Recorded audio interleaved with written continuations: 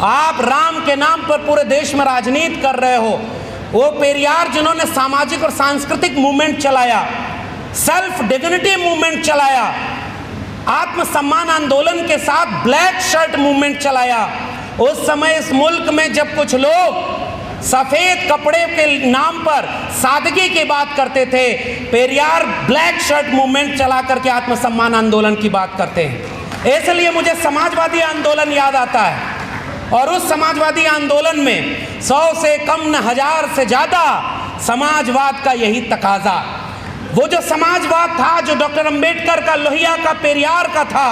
बिस्मिल सईदी का एक शेर है कि किया तबाह तो दिल्ली ने भी बहुत बिस्मिल, मगर खुदा की कसम लखनऊ ने लूट लिया।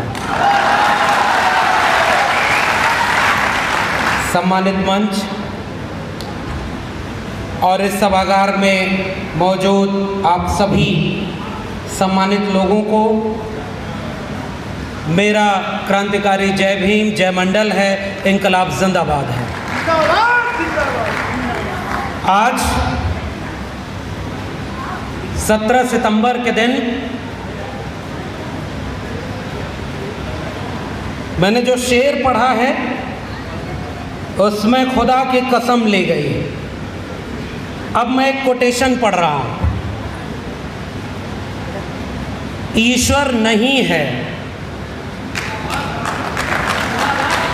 ईश्वर नहीं है, ईश्वर बिल्कुल नहीं है। जिसने ईश्वर को रचा वह बेवकूफ है।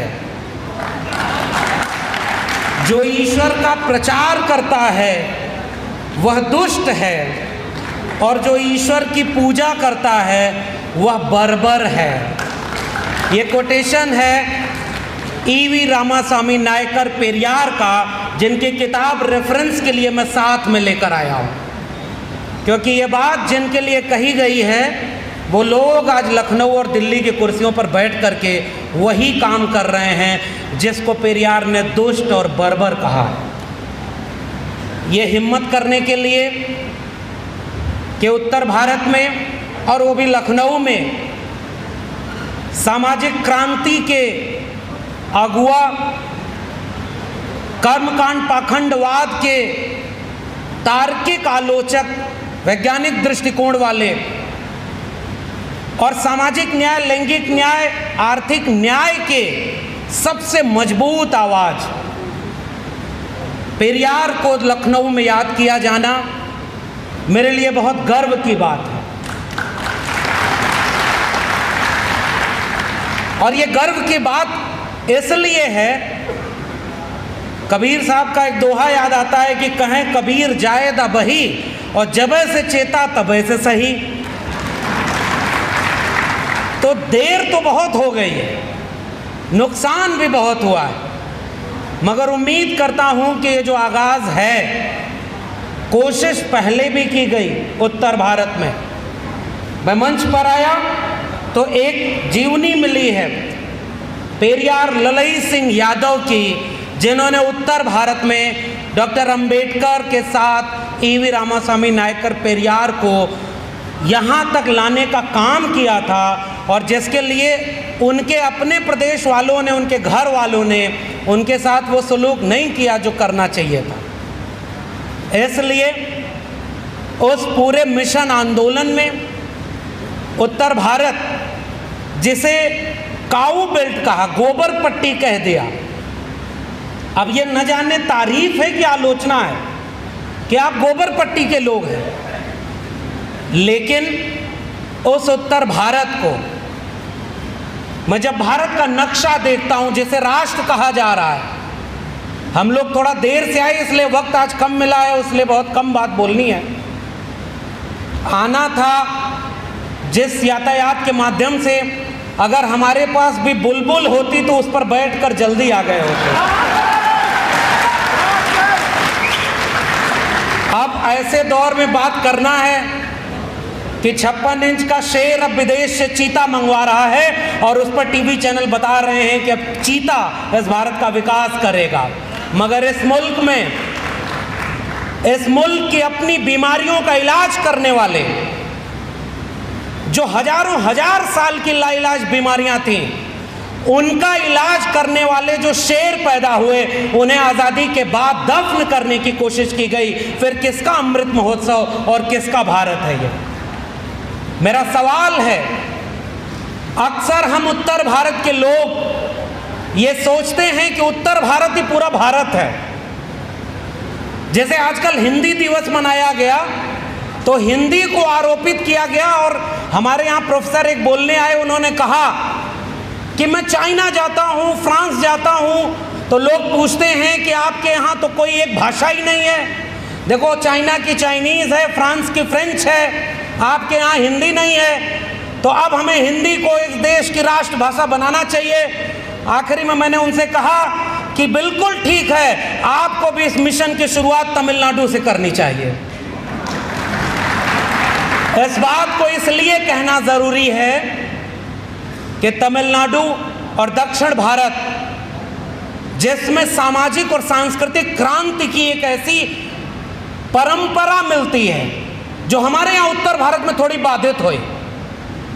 दक्षिण भारत में नारायण गुरु बसवन्ना से लेकर अयंकली से लेकर लंबे फहरिस्त है। उस कड़ी में जब पेरियार अपनी लड़ाई लड़ रहे थे, एक दो किस्सा सुना करके बात करूंगा कि बहुत कम उम्र थी, अच्छे खासे घर के थे, लेकिन उनके घर पर जब कुछ ब्राह्मण, कुछ कर्मकांडी लोग आए तो उन्होंने तर्क करना शुरू कर दिया। और जब तर्क किया और धर्म को खारिज किया तो जाते जाते ब्राह्मणों ने कहा कि ये बेटा तुम्हारा बहुत बिगड़ रहा है, इसको कुछ ठीक रास्ते पे ले आओ।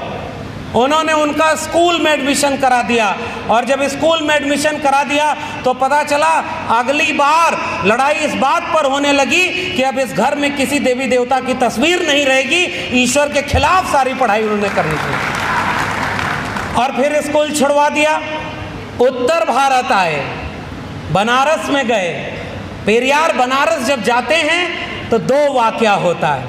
एक कि जब वो जाते हैं एक जगह पानी पीने, तो उनसे पूछता है कि तुम कौन हो। एक कोई व्यक्ति था, वो कहते हैं कि मैं तुम्हारी भाषा में हिंदू ही हूँ। तो उसने कहा जनेऊ दिखाओ। तो पेरियार ने कहा ये जनेऊ का क्या कॉन्सेप्ट है। अब जनेऊ वाली बात को मैं छोड़ देता हूँ प्रोफेसर रतन लाल के लिए कि वो जनेऊ लीला का कॉन्सेप्ट आगे बताएंगे।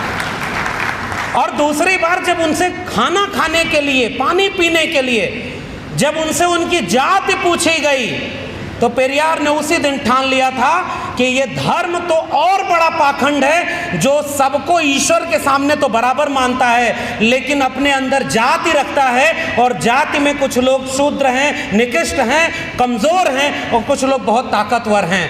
पेरियार वापस लौटते हैं और दक्षिण भारत में जनेऊ के साथ क्या सलूक करते हैं ये आपको पढ़ना चाहिए। मैं रेफरेंस के लिए किताबें साथ लाया हूँ। और उसके बाद पेरियार ने वो लड़ाई शुरू की कि ईश्वर के खिलाफ मूर्तियों की तमाम फहरिस्त, धर्म की फहरिस्त, उसके सामने उन्होंने जो सवाल किए, उस सवाल को मैं कोट करना चाहता हूँ। पता नहीं ये मौका आगे लखनऊ में मिले कि न मिले पेरियार जयंती मनाने का, लेकिन इसका इस्तेमाल किया जाना चाहिए। पेरियार ईश्वर के लिए लिखते हैं, क्या तुम कायर हो जो हमेशा छिपे रहते हो, किसी के सामने नहीं आते? क्या तुम खुशामद पसंद हो जो लोगों से दिन रात पूजा अर्चना करवाते हो? क्या तुम हमेशा भूखे रहते हो जो लोगों से मिठाई, दूध, घी आदि लेते रहते हो? क्या तुम मांसाहारी हो जो निर्बल पशुओं की बलि कराते हो? क्या तुम सोने के व्यापारी हो जो मंदिर में लाखों टन सोना दबाए हुए बैठे हो? क्या तुम व्यभिचारी हो कि मंदिर में देवदासियों को रखते हो? क्या तुम अंधे हो कि तुम्हें इस मुल्क के कमज़ोर गरीब लोग नहीं दिखते? क्या तुम लाचार हो कि जिन पर हिंसा हो रही है उनकी मदद नहीं करते? इस बुलंदी और इस तेवर का नाम है पेरियार, और उत्तर भारत के लोगों आपने उन्हें आमंत्रित किया है।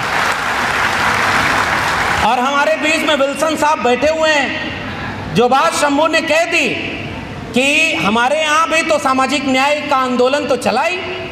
मैं फिर से याद करूँगा मानवर कांशीराम को, जिन्होंने जब बामसेफ और बहुजन आंदोलन को आगे बढ़ाया तो दो काम किया था। मैं पेरियार को एक सांस्कृतिक और सामाजिक आंदोलनकारी के रूप में याद कर रहा हूँ। और उन्होंने जब उत्तर भारत में काम किया सर, तो Ambedkar on wheel and Periyar on wheel करके अंबेडकर मेला और पेरियार मेला लगाते थे। वो काम उत्तर भारत में कांशीराम जी ने किया। मगर अफसोस यही है कि जब वक्त लड़ने का आया तो उनके वारिस लोग ये कहने लगे कि हमारी सरकार बनेगी तो राम मंदिर का काम और तेज हम करवाएंगे। हाथी नहीं गणेश है, ब्रह्मा विष्णु महेश है। और ये आलोचना हमें करनी होगी। और हमारे दूसरी तरफ एक दूसरी पार्टी, जहां तो मैं अब क्या बोलूं, लखनऊ में हूं, आसपास उनके लोग होंगे, उन्हें भी सोचना चाहिए कि घर गंगा जल से क्यों धुलवाया और उसका क्या इलाज होगा, ये आपको भी सोचना चाहिए। मैं इशारे में अपनी बात कह रहा हूं। और चूंकि वक्त बहुत कम है, मैं जब पेरियार को याद कर रहा हूं तो इस मंच से एक अपील, एक गुजारिश करने आया हूं। राजनीतिक सत्ता बहुत महत्वपूर्ण होती है। 24 में चुनाव होने वाला है। 24 में चुनाव बहुत कुछ तय करेगा कि अब आगे आपको भी अगर सफर करना होगा तो अब देखिए, आपको भी नाली के गैस से चाय बनाता हुआ और गणेश जी को पहली प्लास्टिक सर्जरी कराता हुआ और उसके बाद सूरज को निगलता हुआ ही पढ़ेंगे आप, क्योंकि स्कूल कॉलेज विश्वविद्यालय बेच दिए गए। इसलिए पेरियार साहब को मैं आखिरी बात केवल अपील के लिए कह रहा हूं, ये जितनी किताबें हैं ये घर घर पहुंचाइए। कोशिश की थी ललई सिंह जी ने, और सच्ची रामायण द ट्रू रीडिंग। आप राम के नाम पर पूरे देश में राजनीति कर रहे हो। वो पेरियार जिन्होंने सामाजिक और सांस्कृतिक मूवमेंट चलाया, सेल्फ डिग्निटी मूवमेंट चलाया, आत्मसम्मान आंदोलन के साथ ब्लैक शर्ट मूवमेंट चलाया। उस समय इस मुल्क में जब कुछ लोग सफेद कपड़े के नाम पर सादगी की बात करते थे, पेरियार ब्लैक शर्ट मूवमेंट चला करके आत्मसम्मान आंदोलन की बात करते हैं। इसलिए मुझे समाजवादी आंदोलन याद आता है। और उस समाजवादी आंदोलन में 100 से कम न 1000 से ज्यादा समाजवाद का यही तकाजा। वो जो समाजवाद था, जो डॉक्टर अंबेडकर का, लोहिया का, पेरियार का था,